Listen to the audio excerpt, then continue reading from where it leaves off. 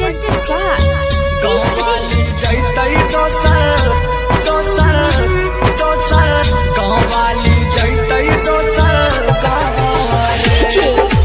विकास संगम recording studio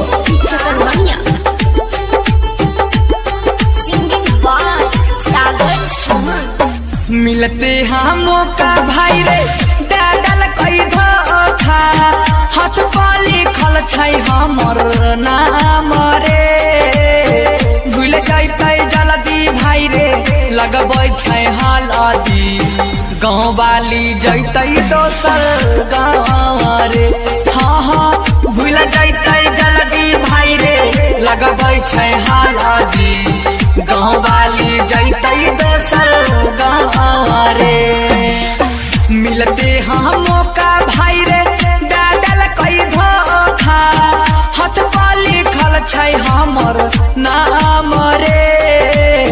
भूल जैतै जल्दी भाई रे लगबै छै हल्दी गाँवाली जैतै दोसर गाँव रे हाँ हाँ भूल जैतै जल्दी भाई रे लगबै छै हल्दी गाँवाली जैतै दोसर गाँव रे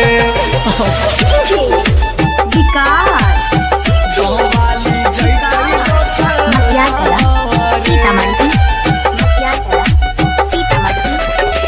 गाँवाली जैतै दोसर दोसर दोसर रिकॉर्डिंग बाय दुर्गेश जी। गाँवाली जैतै दोसर गाँव रे ये बात सोची सोची छछनै छै काया हटनै छै ओकरा से माया रे मन है छै ओकरा संगे हम चली जाइए खोज लेलकै ससुरा जाय के दारे हाँ हाँ भूल जैतै जल्दी भाई रे लगबै छै हल्दी गाँवाली जैतै दोसर गाँव रे विकास गाँवाली जैतै दोसर